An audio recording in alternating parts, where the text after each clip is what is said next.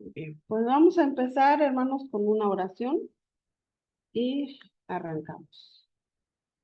Padre Celestial, te adoramos, Señor, en esta hermosa tarde, Padre eterno, gracias por tu grande amor, Señor, que nos deslumbra desde que amanece, Señor, hasta que se oculta el sol, Padre eterno, hemos visto tu maravilloso amor hacia con nosotros, Dios, y Señor amado, queremos obedecerte, Señor, queremos estar atentos a tu voz y en esta noche, Dios, disponemos nuestro corazón, Señor, queremos ser aquellos que tienen un corazón dispuesto, Señor, un corazón que se rinde, un corazón, Señor, sensible a tu voz, Señor, queremos obedecer lo que tú quieres y aprender, Señor, eh, lo suficiente, Padre Celestial, para enfrentar, Señor, todas las adversidades, las situaciones que se nos presentan día con día, Padre.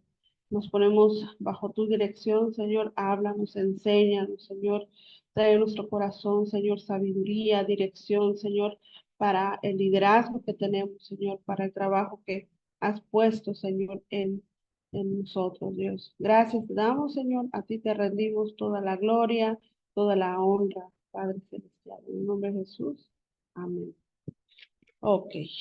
Entonces, regresamos un poquito para atrás. No les voy a poner las diapositivas de la lección pasada, pero sí les voy a mencionar algunos puntos. Si bien no me equivoco, hermanos, vimos hasta el gobierno de la iglesia de los mormones, ¿verdad? ¿Qué piensan con respecto a su gobierno, quién los dirige aquí en la tierra? ¿Verdad?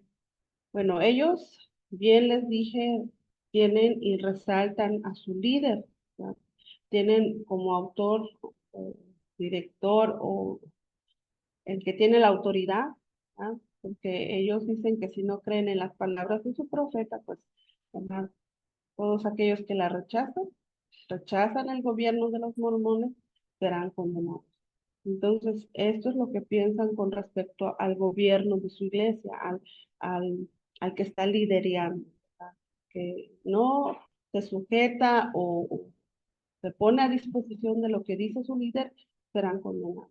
Otra de las cosas con respecto a su gobierno o a la iglesia, eh, bueno, ahí ya les dije, ¿verdad? Es dirigido ahora sí que por un líder, un sacerdote, y este liderazgo también, hermanos, va arraigado únicamente solo para varones. Les dije que las mujeres allí en este grupo de mormones, esta secta, no tienen ahora, ¿cómo les diré? La parte de poder hablar la palabra de Dios, de predicar la palabra de Dios, no pueden, no tienen la libertad de hacerlo, como nosotros hoy en día en nuestras iglesias, pues las mujeres, ¿verdad? Pueden levantarse, puedan tomar un cargo, un liderazgo de la iglesia, pero en el gobierno de la iglesia de los mormones no es permitido que ejerzan algún liderazgo en su gobierno. ¿Sí? Ok. Lo siguiente que no les mencioné es qué piensan con respecto a la vida futura. ¿Sí? ¿Qué piensan si hay vida después de la muerte? ¿Verdad? Ellos enseñan que los fieles, ¿verdad?, serán dioses y hablamos de que ellos piensan que todos nosotros, ¿verdad?, somos pequeños dioses, perdón, como Adán es Dios.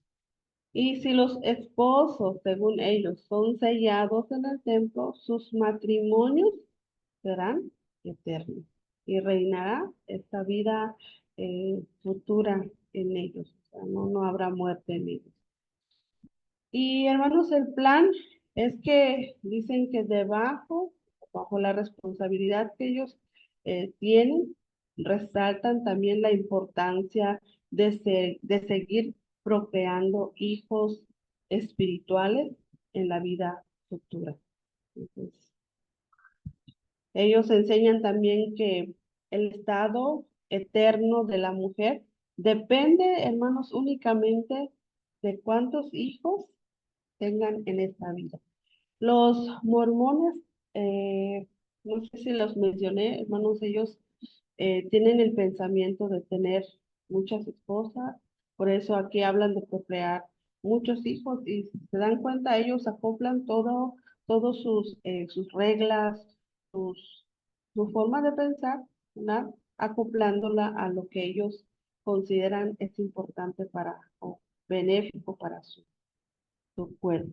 Entonces, notamos entonces aquí, hermanos, que con respecto a la vida futura, en el caso de la mujer, ¿verdad? Depende su eternidad o se basa su eternidad conforme a cuántos hijos tienen. Si tienen muchos hijos, entonces se piensa que va a ser mucho más largo. Pero nosotros entendemos, hermanos, que cuando nosotros recibimos a Cristo en nuestro corazón y mantenemos fieles en su camino, vamos a poder gozar de la vida eterna que Él pueda preparar para nosotros.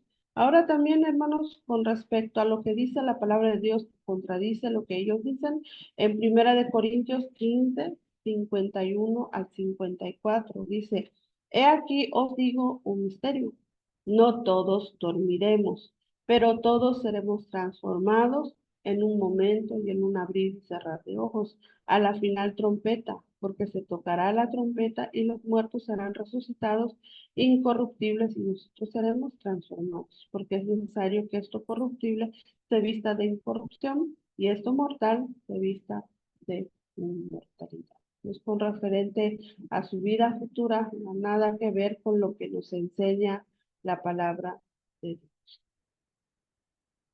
También una cita final, hermanos, en Jeremías 29:11. Porque yo sé los pensamientos que tengo acerca de vosotros, dice Jehová, pensamientos de paz, pensamientos, ¿verdad?, de bien y no de mal, para darnos el fin que espera, esperamos. Entonces, aquí vemos, hermanos, que el hombre mormón pone sus propias reglas, beneficiándose de todas estas cosas que impone este liderazgo o el líder de los mormones, ¿verdad? Y la palabra de Dios nos enseña, hermanos, que la palabra de Dios habla claro y directo, ¿verdad? Te enseña las cosas como son, aunque duelan, aunque no nos parezcan, ¿verdad? Aquel que es hijo se somete bajo la autoridad, obedece lo que dice la palabra de Dios. Entonces, únicamente estos dos puntos para finalizar con respecto a los mormones. Ahora vamos a pasar con la secta de los adventistas. No se los quité y ya se los había compartido. Ok. Lección, entonces, 11. Vamos a la introducción. Vamos a ver quién es el autor principal de los adventistas. Y para iniciar, hermanos, vamos a ver de dónde proviene el nombre que ellos tienen. Es adventista, que significa advenimiento o llegar. ¿Sí? Estos adventistas también, hermanos, tienen otro nombre, son conocidos como los sabadistas, ¿verdad?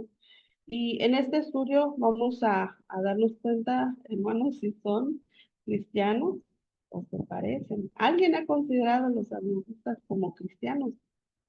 Yo por mucho tiempo pensé que sí lo era, de verdad, pero estudiando lo que ellos enseñan también está desviado. Y hace algunos años, hermanos, mientras estaba dando esta lección también, me tocó, yo pedía mucha dirección al Señor y había una persona que, bueno, es de aquí del pueblo, pero no sé de dónde obtuvo mi número y me envió un video con referente a su doctrina, con referente a sus enseñanzas y yo me sorprendí bastante de cómo ellos piensan y que está ligado a lo que piensan los testigos de Jehová, los mormones, y ahora va a ver por qué. No es, entonces ellos no son una denominación cristiana evangélica como muchos piensan, hermanos, no lo son. Ellos tienen estas enseñanzas también distorsionadas, lejos de la palabra de Dios.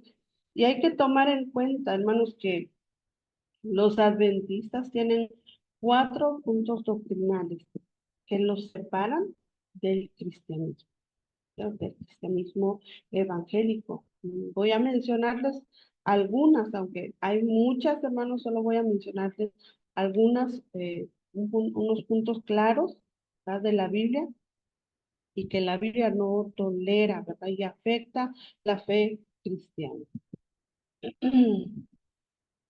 Ok. La verdadera fundadora, según ellos, hermanos, es Elena de White.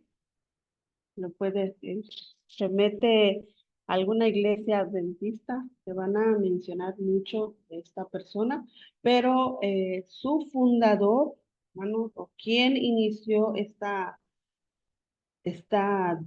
denominación, ¿verdad? Esta secta, lo empezó un hombre llamado William Miller.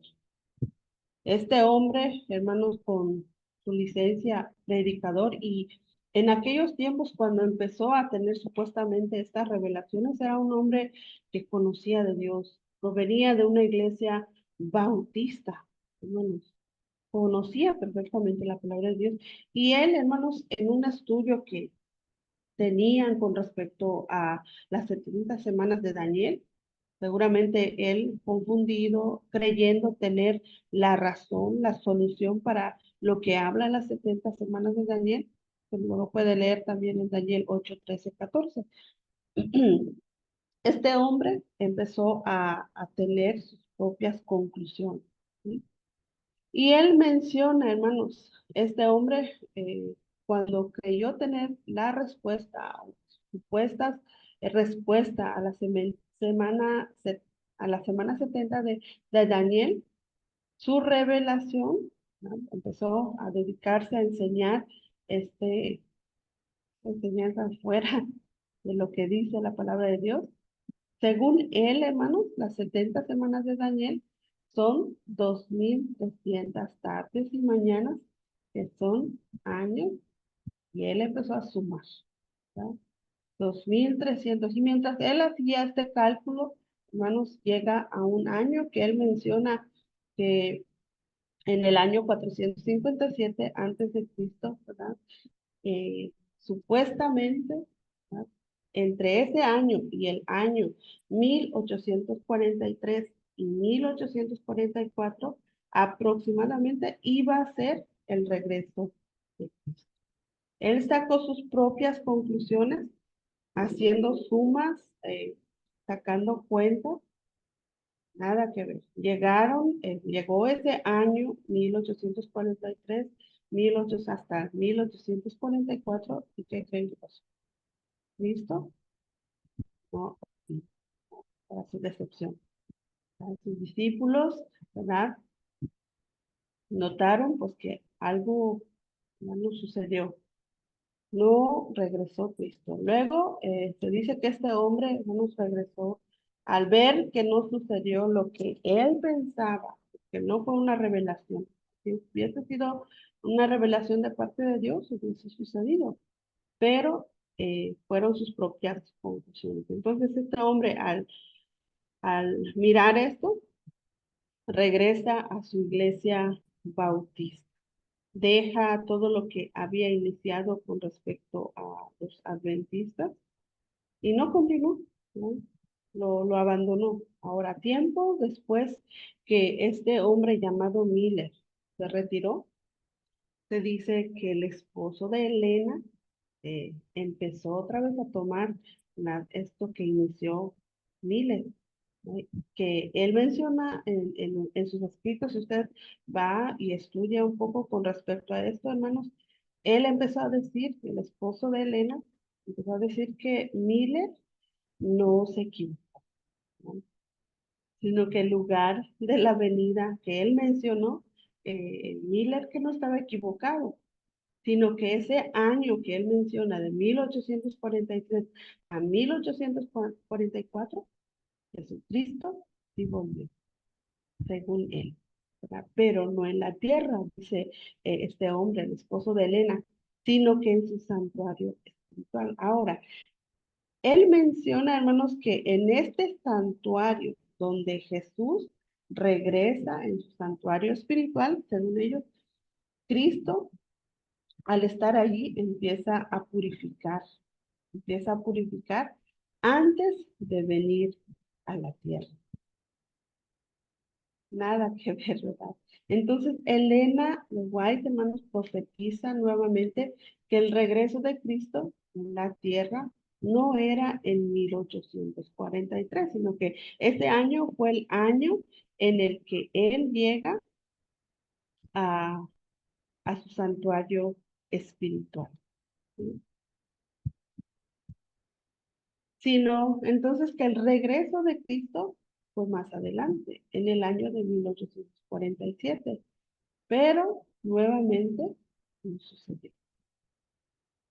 Luego, más adelante, ella profetiza y dice nuevamente, no fue o no sucedió en 1847, pero ahora va a suceder en 1850. Y nada nuevamente. Luego menciona, y así, hermanos, muchas veces dando fechas y nunca Cristo llegó en esas fechas mencionadas. En esta profecía que esta mujer menciona. Ahora, ¿quién es esta mujer? ¿Verdad? Pues aquí con la simple respuesta que ella dio, hermanos, con sus conclusiones, dando fechas, ¿verdad? No, realmente no es una profeta, ¿verdad? En sus inicios. Ella dice también que la sangre de Cristo, hermanos, escuche, no borra los pecados del hombre. Si usted quiere comprobarlo, están en sus escritos llamados White, es White, que es su apellido. Así se menciona uno de sus textos. En el tomo 1, página 371 y 372, allí aparece este comentario que ella menciona que la sangre de Cristo no borra nuestros pecados. Luego, número 2, en 1889, Elena dijo que no era tiempo para comprar ni tener propiedades. ¿Por qué? Porque Cristo ya venía. Porque Cristo regresa pronto. ¿Qué estaba haciendo esta mujer? Interfiriendo en la vida de la gente, ¿verdad? Causándole yo veo, ¿verdad? Una esclavitud. ¿Por qué? Porque ya no hay libertad de hacer lo que ellos desean, de planificar, de pensar en una vida futura, sino que a causa de esta mujer, muchos hombres trataron a un pensamiento que no iba a suceder. En 1844, también esta mujer dijo a los adventistas que no tuvieran más niños y que el esposo no estuviera más con la esposa para no crear más hijos, porque Cristo vendría nada fuera, ¿verdad? Nada que ver con lo que nos enseña la palabra de Dios en Mateo 24, ¿verdad? Señales van a haber, hay momentos donde la palabra de Dios nos habla, ¿verdad? Puntos claros donde tenemos que abrir oídos, tenemos que estar alertas para las cosas que están sucediendo. Pero que una persona venga y me diga que Cristo viene en este año, ¿no? Es de pensar. ¿Sí? Y este pensamiento de Elena de White con respecto a que no tengan hijos, que no estén con sus esposos, nada, está en su libro también llamado White, un texto, en el manuscrito número 34 de 1885. Y hermanos, hubo un doctor llamado Ronald Numbers. Ese doctor hizo un análisis exhaustivo de esta mujer en 1992 y este doctor dijo que Elena sufría de, eh, bueno, tenía una evidente falta de salud moral y mental. Y no, este hombre o este doctor, hermanos, no era un doctor cristiano, era un doctor secular. dándose cuenta, revelando que esta mujer no gozaba de buena salud mental. Entonces, todas las cosas que había dicho, todos los pensamientos que había dicho, quizás habían sido alucinaciones, ¿verdad? Y no eran de parte de Dios.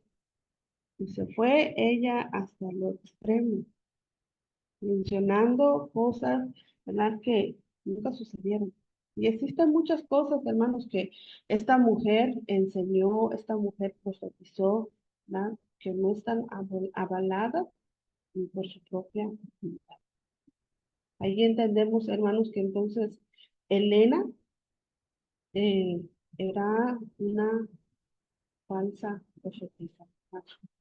Nunca se cumplió lo que ella dijo. Ahora vamos a ver lo que dice la palabra de Dios en Jeremías 22, 23, perdón, 30 al 32.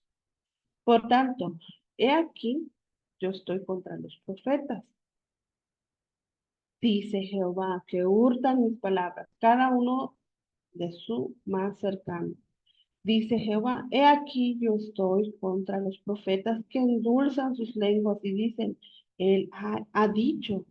He aquí, dice Jehová, yo estoy contra los que profetizan sueños mentirosos y los que cuentan y hacen errar a mi pueblo con sus mentiras, con sus lisonjas.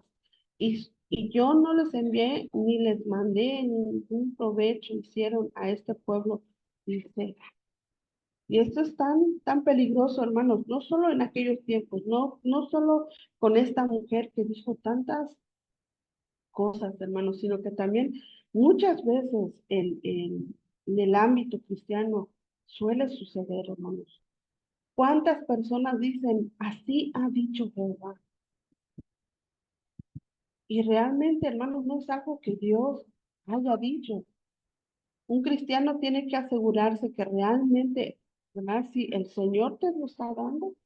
Hermanos, algo que yo he hecho a veces es que cuando estamos orando, vienen algunos pensamientos en mí, pero yo le digo al Señor que no sean mis pensamientos, revélamelo, confírmamelo, que yo sepa que realmente es algo que provenga de ti, porque a veces nuestros pensamientos, hermanos, son voces de parte de Dios, pero tenemos que confirmarlos, ¿verdad? Tenemos que estar seguros que algo, ¿verdad? Y es del Señor que te confirme. Y así muchas personas hoy en día endulzan, dice sus lenguas y dicen, ha dicho, cuando el Señor no ha dicho nada. O aquellos que dicen, ¿verdad? Soñé esto, que tú ibas a caer en pecado. Y a veces, hermanos, sí, el Señor puede hablarnos en sueños, pero nuevamente digo, ¿verdad? Hay que confirmar si realmente es de parte de Dios. Es tan peligroso, hermanos, que estas cosas, ¿verdad? Las tomemos tan a la ligera sin consultarle al Señor si realmente provienen de Él, porque entonces podemos convertirnos como estos hombres, falsos profetas, y condenamos al pueblo. Y aquí habla de mentiras, ¿verdad? Yo no les envié ni les mandé ningún provecho hicieron a este pueblo, dice Jehová, no les trajeron, no les hicieron bien, al contrario, los cautivaron, que a veces hablar cosas que no son confirmadas de parte de Dios hace que el pueblo sea cautivo. Pues hay que tener cuidado, hermanos. Deuteronomio 18, 20 al 22. El profeta que tuviere la presunción de hablar palabra en mi nombre, a quien yo le haya mandado hablar o que hablare en el nombre de dioses ajenos, el tal profeta morirá. Está el riesgo. Y si dijeres en tu corazón, ¿cómo conoceremos la palabra que Jehová no ha hablado? Si el profeta hablare en nombre de Jehová y no se cumpliere lo que dijo, ni aconteciere, es palabra que Jehová no ha hablado. Con presunción, la hablo en tal profeta. No tengas temor de él. Y creo que esto habla también, hermanos, acerca de nosotros, que hoy en día, hermano, está, mire, te pueden engañar, te pueden mentir, ¿verdad? Con este tipo de hombres que hablan solamente por hablar, tanto para lo que nosotros decimos, así como lo que nosotros oímos. Tenemos que tener cuidado de lo que el hombre habla, de lo que también nosotros hablamos. Y a veces el hombre habla, hermanos, o estos hombres que hablan esto, lo hablan con la intención de causar miedo o confusión. Porque a cuántos no mintió, a cuántos se supone acercó esta mujer a los caminos de Dios por decirle a los hombres que Cristo volvía en tal año. ¿Cuántos decidieron, verdad, seguir a Cristo? Y esto, hermanos, si realmente proviene de la palabra de Dios, te confirma y te da fecha, ¿verdad? Dilo. Pero si no es de parte de Dios, vamos a provocar que en lugar de traer un provecho para el pueblo que se acerque a Dios, una vez, ¿verdad? Del fallo, el hombre se aleja de Dios, en lugar de acercarse más a él. Entonces, hermanos, de Helena procede la mayor parte de la doctrina del adventismo. Mayormente todas sus reglas, lo que se menciona, ¿verdad? Como regla importante de los adventistas, son palabras que provienen eh, de esta mujer. ¿Sí? Ok, vamos a ver un poco con respecto a la inmortalidad condicionada. ¿Qué hablan ellos con respecto a esta inmortalidad condicionada? Según ellos, el hombre es un alma viviente, no que el hombre, ¿verdad?, tiene un alma viviente. ¿Qué es esto? El hombre, al morir, según morir la persona, el alma viviente desaparece. Escuchen. Cuando muere ya no tiene otra vida, solo espera que Dios lo resucite y él lo va a recrear, lo va a transformar. Pero ellos no hablan de la vida futura, hablando de la vida eterna, como nosotros creemos que si morimos, vamos a ser resucitados, vamos a ser transformados y vamos a encontrarnos con Cristo en los aires y nos va a llevar a estas moradas celestiales que va a preparar para nosotros. Ellos, ¿verdad?, lo piensan de diferentes maneras. Son resucitados, sí, ¿no? Son transformados, pero se quedan en la tierra. Y esto me recuerda al pensamiento de los testigos de Jehová. Ahora, si nosotros pensamos que se quedan en la tierra, ¿qué hay con el tema de la aniquilación? ¿Verdad? De la purificación. Ellos van a ser parte de la purificación, ¿verdad?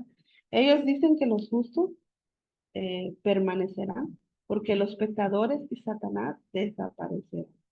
En otras palabras, hermanos, dicen, ¿verdad?, que no existirá tormento eterno. Solo van a desaparecer y esa es una de sus doctrinas, hermanos, con respecto a la inmortalidad condicionada. No creen ellos si existe el infierno eterno. Si usted quiere investigarlo, hermanos, yo también no creía tanto en que realmente ellos no creen en que el infierno no existe, nadie llega a la condenación. Pero el video del cual les hablé, que esta hermana me envió de su doctrina, de sus enseñanzas, empecé a escuchar a uno de sus líderes muy conocidos, no recuerdo el nombre, hermano, pero seguramente lo conoces, un peloncito, gordito, y sus enseñanzas son muy bonitas, pero tenga cuidado, hermano, con lo que dice. Y en sus palabras, este hombre decía, este puesto pastor, decía que ¿Cómo puede ser que Dios, escúchelo, es lo mismo que dicen los testigos de Jehová, cómo es que Dios puede enviar al hombre al infierno eterno, a un tormento eterno, si Él es un Dios de amor? Eso es imposible, según Él. Pero si el Señor Jesucristo, hermanos, cuando Él estuvo en la tierra, estuvo hablando, hermanos, del fuego eterno, del lamento eterno, es porque realmente existe. Y por eso hablan de la inmortalidad condicionada. O sea, tienen que hacer algo para no llegar, ¿no? Para permanecer en esta tierra. Y si usted quiere investigarlo, métase, googlee el pensamiento de los adventistas con respecto al infierno. Y se va a dar cuenta y se va a sorprender de qué manera ellos hablan con respecto al infierno. Mateo 8, 11 al 2. Vamos a ver qué nos dice. 18, 11 al 12. Porque el Hijo del Hombre ha venido para salvar lo que se había perdido. ¿Qué os parece si un hombre tiene 100 ovejas y se descarría una de ellas? ¿No deja las 99 y va por los montes a buscar la que se había descarriado? Juan 3:36. El que cree en el Hijo tiene vida eterna, pero el que rehúsa creer en el Hijo no verá la vida eterna, sino que la ira de Dios está sobre él. Entonces, ellos condicionan, hermanos, todas estas cosas. Y aquí habla en Juan 3:36, ¿verdad? De la ira, del juicio, de la condenación. Entonces, ¿dónde está lo que ellos dicen? ¿Cómo es que existe condenación si tenemos un Dios de amor? Si la palabra de Dios me habla de una vida eterna, el que rehúsa creer en el Hijo no verá la vida, sino que la ira de Dios está sobre él. Y ahí son varias doctrinas. Y con respecto a Mateo que leímos, hermanos, si lo que ellos dicen, ¿verdad? Fuere verdad, entonces lo que Dios en su palabra dice sería una mentira. Y aquí está hablando, hermanos, en Mateo 8, 11 al 12, de un castigo eterno después de una vida. Entonces, es ilógico lo que ellos dicen. También aquí notamos, entonces, hermanos, que con referente a la palabra de Dios, a la Biblia, tampoco tienen a la Biblia como su autoridad suprema, porque creen, ¿verdad? A la mujer. Creen más en lo que Elena de White les puede decir que lo que la palabra de Dios les menciona una y otra vez. Apocalipsis 14, 9 al 11. Y ahí está comprobado una y otra vez la palabra de Dios. Y el tercer ángel lo siguió, diciendo a gran voz, si alguno adora a la bestia y a su imagen, recibe la marca en su frente o en su mano, él también beberá del vino de la ira de Dios que ha sido vaciado puro en cáliz de su ira y será atormentado, la palabra, con fuego y azufre delante de los santos ángeles y del Cordero, y el humo de su tormento sube por los siglos de los siglos, o sea, eterno, y no tienen reposo de día ni de noche los que adoran a la bestia y a su imagen, ni nadie que reciba la marca de su nombre. Y ahí está el punto clave, ¿no? ¿Tiempo va a durar? ¿No? Y este hombre, que les digo, hermanos, él dice que posiblemente pudiese existir un lugar así, pero será un poco de tiempo de castigo y el Señor los va a sacar de ahí. Y aquí nos habla, hermanos, de tiempo, ¿verdad? De siglo por los siglos de los siglos, o sea, eternamente. contrario a lo que dicen ellos, ¿verdad? Puede ser momentáneo, pero van a ser sacados de ahí. Ok, entonces, con referente también ahí estamos viendo algunos puntos con referente a, a su pensamiento con respecto a la palabra de Dios, si la tienen como autoridad, a Jesucristo. ¿Creen en Jesucristo? Sí. Pero también aquí vemos, ya les mencioné que ellos no creen que Jesucristo haya hecho una obra completa, ¿no? Tienen un pensamiento muy erróneo con respecto a la obra que hizo Jesucristo. Ahora, con respecto a la vida futura, también lo estamos viendo. No creen en la vida futura que la cual nos habla la palabra de Dios, sino que ellos piensan que la vida futura va a ser aquí en la tierra. ¿Sí? Con respecto a la salvación, ahí vimos el punto, ¿verdad? La inmortalidad condicional. O sea, tienen que hacer tantas obras y ahora vamos a ver algunos puntos con respecto a su alimentación, de guardar la ley, de guardar el Shabbat, como ellos dicen, hermanos, para poder tener la vida eterna. De lo contrario, ¿verdad? No van a llegar a gozar de esta vida en este mundo. Con respecto a la imposición de un sistema de alimentación pseudo-levítico. Sí, dice aquí, para ellos el antiguo pacto de Moisés todavía está. O sea, no ha terminado. Por eso se considera, hermanos, perdón, de los adventistas no piensan que la obra de Jesucristo no fue completa. Por eso siguen practicando lo que dice el Antiguo Testamento, ¿no? Que sigue vigente. Ellos también, hermanos, dividen en dos partes, solo que ellos mezclan, hermanos, estas prácticas. Nosotros sí creemos en lo que dice la palabra de Dios en el Antiguo Testamento con respecto a las leyes, ¿verdad?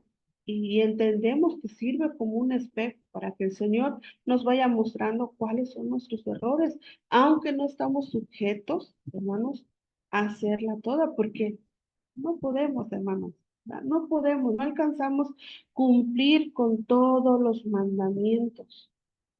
Entonces, a diferencia de ellos la dividen en dos partes y ellos lo mezclan con práctica, pero también con rituales del Antiguo Testamento. ¿Sí? Ellos hacen una separación entre la ley ceremonial y la ley moral de Dios. Por ejemplo, con respecto a los 10 mandamientos, ¿no? Son una ley moral, pero también se basan en los sacrificios ceremoniales. El problema, hermano, aquí con los adventistas es que están, ¿verdad? Allí de ley guardando el sábado como algo sagrado. Y esta ley en un principio únicamente fue para los judíos, ¿verdad? Se les dijo a ellos, a Moisés, y practican tantas cosas con respecto al sábado, con respecto al Antiguo Testamento, pero hermanos, algo que no guardan es la paz. Si la van a obedecer completa, que la obedezcan completa, ¿verdad? Pero la Pascua la consideran algo menos importante, ¿no? Otra, hermanos, es su doctrina con respecto a la teoría del santuario. ¿Qué es esto? Según ellos, hermanos, Jesucristo entró en el santuario el 22 de octubre. ¿Alguien que me diga en qué año? Ya les dije el año. En el santuario del cielo para purificarlo antes de venir a la tierra. 1847. Ajá, entre 1844 a 1847. Según ellos está, o sea que Cristo ya volvió. Está en el santuario, la está purificando antes de volver a la tierra, ¿no? Y que entró en esas fechas, en esos años mencionados, ¿no? Está terminando de hacer, de purificar antes de venirse aquí a la tierra. Ahora, ¿qué me dice Hebreos con respecto a ese tipo de pensamiento? ¿Qué dice la palabra de Dios? No les puse la cita bíblica. Bueno, sí está aquí.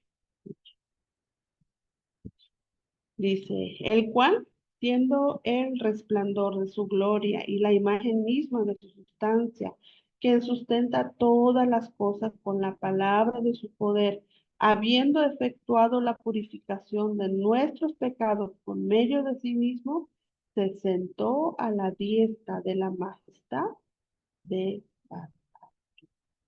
¿Cuándo sucedió esto? Cristo ascendió al cielo, ¿verdad? Y no ocupa purificarse, Él es puro, Él es santo, ¿verdad? Y Él entró, hermanos, a este lugar simbólicamente para ofrecer su propia sangre en el lugar santísimo, ¿verdad? Que habla de su muerte, que a través de esto, allí todos nuestros pecados fueron perdonados.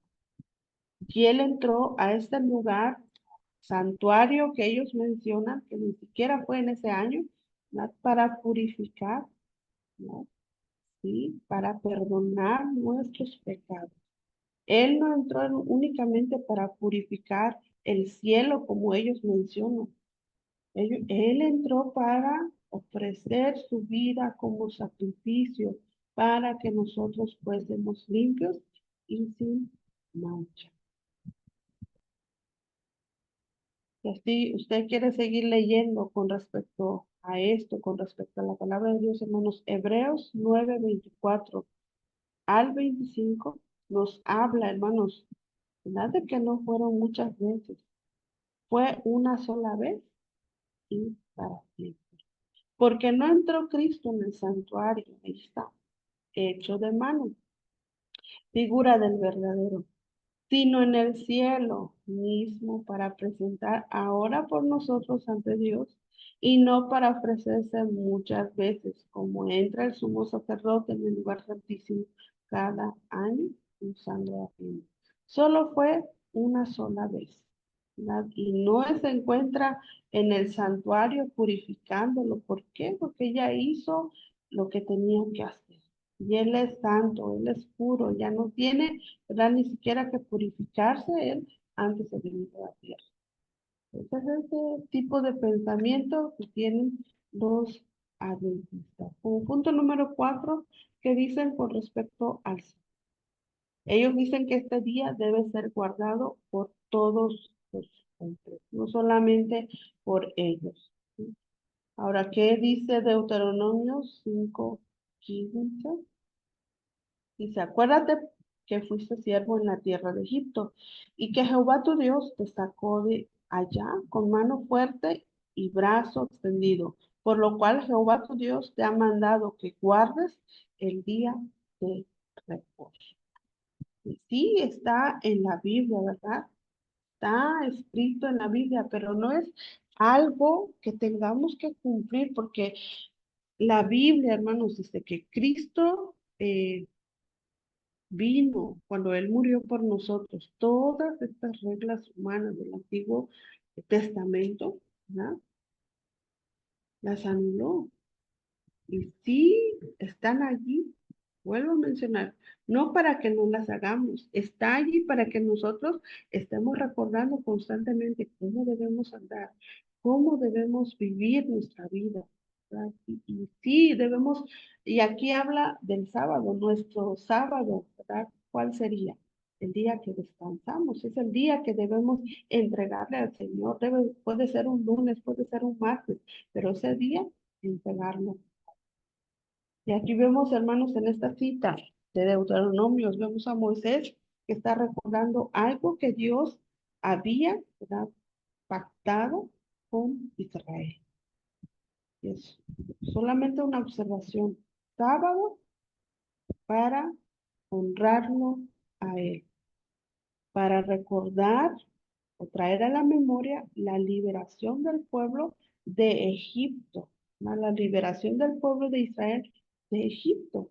Y nosotros también, cuando estemos en nuestro descanso, les vuelvo a repetir, puede ser cualquier día, recordemos lo que el Señor ha hecho por nosotros y ofrezcamos, ¿verdad?, frutos de alabanza que honren su nombre ese día, ocupándolo para el Señor.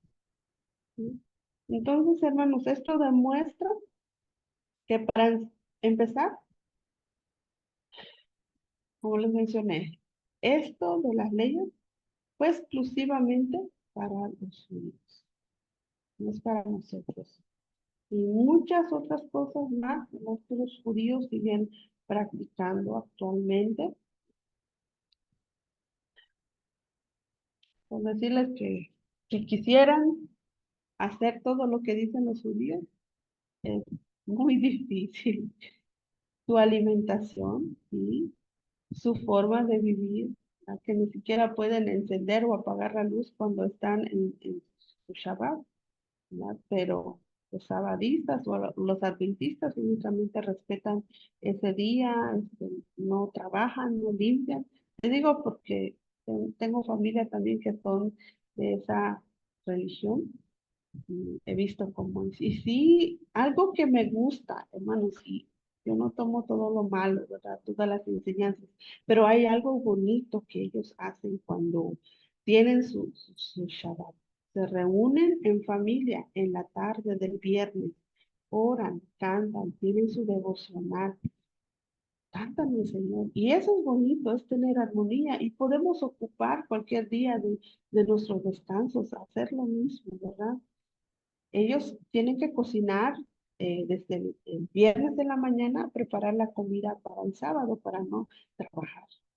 Y son cositas, hermanos, son sacrificios, ¿verdad? Y ellos lo tienen tan arraigados o amarrados a esto, hermanos, que no los puedes mover, no los puedes cambiar en su manera de pensar o de hacer las cosas. Y creo que en una parte hay cosas que podemos tomar, ¿verdad?, de estas cosas. No todo es malo, las doctrinas sí, pero las acciones que hacen para ofrecer su sacrificio a Dios en ese día, a mí me sorprende, de verdad. Es bonito, pero están lejos, su doctrina está lejos de la palabra de Dios. Y muchas otras cosas más, hermanos, que ellos hacen que no son correctas. ¿Qué dice la Biblia? Vamos rapidito. Hebreos 4, 4 al 11, porque es cierto, dice, en cierto lugar dijo así del séptimo día, y reposó Dios de todas sus obras en el séptimo día. Y otra vez aquí, no entrarán en mi reposo. Por lo tanto, puesto que falta que algunos entren en él, aquellos a quienes primero se les anunció la buena nueva no entraron por causa de la desobediencia. Y otra vez determinan un día, hoy diciendo, después de tanto tiempo, por medio de David, como se dijo, si oyereis hoy su voz, no endurezcáis vuestro corazón.